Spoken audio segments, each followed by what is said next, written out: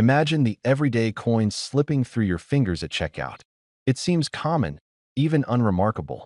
But what if one of those tiny copper-plated steel discs held a story, a hidden value, and a collector's intrigue? Meet the 2016 2 euro cent coin. On the face of it, it's just worth 2 cents of the euro currency. But appearances deceive. The 2 euro cent coin was introduced with the euro currency itself in 1999 for accounting and 2002 for circulation. It has a face value of 2 cents, a denomination many overlook. Wikipedia plus 2 online coin.club plus 2 These coins are produced in massive quantities across Eurozone countries, designed to be the little workhorses of the cash economy. Yet, even among such humble coins, the 2016 version has sparked interest. Why? Because within the plainness there are variations, rarities, mint marks, condition, and yes, collector value.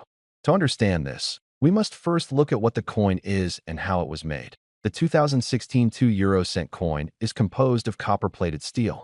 Across many issuing countries, the weight is 3.06 g and diameter 18.75 millimeters. Foronum plus 2 online coin.club plus 2 The reverse side of the coin is common to all Eurozone countries. Designed by Luke Lewix, it shows a globe highlighting Europe in relation to Africa and Asia, crossed by diagonal lines and the 12 stars of the European Union. Online coin.club plus 1 The obverse, national side, varies country by country. Each country issues its own design, mint mark, year of issue. Now, if you pick up a random 2016 2 euro cent from, say, Italy or Slovakia, you'll probably find it worth basically its face value, 2 euro cents or next to nothing. For example, the Italian 2016 2 euro cent shows reported value around 2 cents for circulated coins. Foronum, the Slovak version, minted 17 million in 2016 and is listed at around 13 cents. Foronum, so what's the catch? Why mention $900? Here's where condition, scarcity, special issues, and collector mindset come in. Across different countries and mint runs, some 2016 coins may have extremely low mintages, proof sets, or versions only released in uncirculated sets. Consider the example of the Slovenian 2016 2 euro cent. Only 12,000 were minted for a certain listing. Foronum, or take Latvia's 2016 2 euro cent, a variant listed as very scarce, with only 5,000 minted in that context.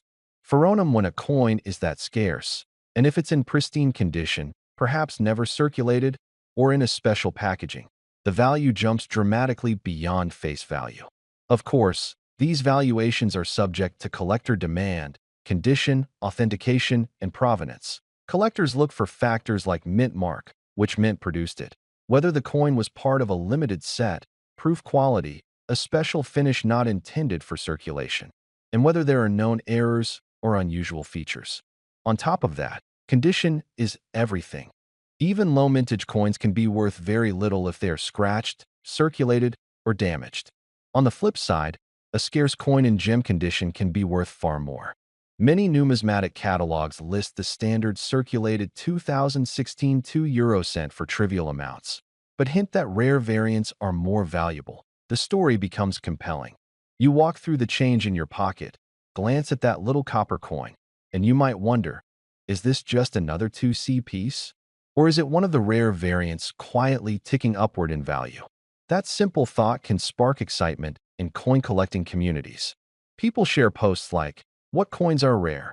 And the general consensus is that nearly all circulated euro-cent coins are worth close to face value, but some exceptions exist.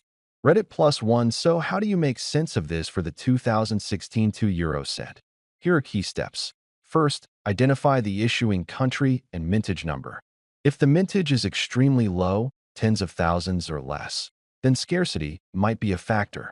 For instance, the Latvian 2016 2 euro-cent is listed as only 5,000 units minted.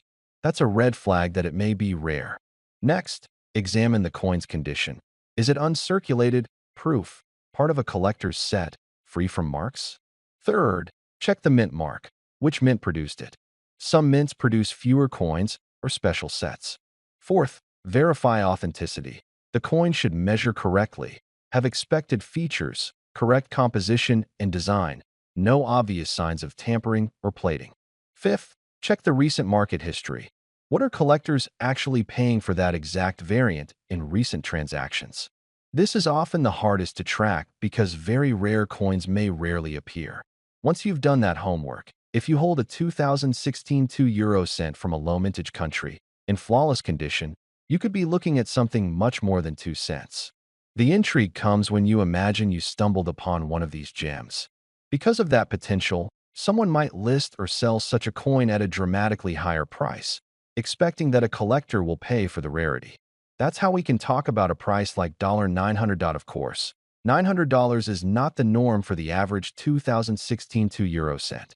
The great majority of them are cheap, worth only their face value plus maybe a small premium for collector interest. But if you did find one of these rare, pristine, very low mintage variants, the ceiling could, in theory, reach into the three-figure highs. The value is entirely conditioned on the specifier: issuing country, mint mark, mintage, condition, and collector demand. In presenting this to viewers, the narrative transforms. This isn't just a small coin. It's a hidden possibility. You don't need to be a numismatic expert to appreciate that finding something seemingly ordinary may turn out to be extraordinary. The thrill comes from, could this one in my pocket be worth far more than 2 cents?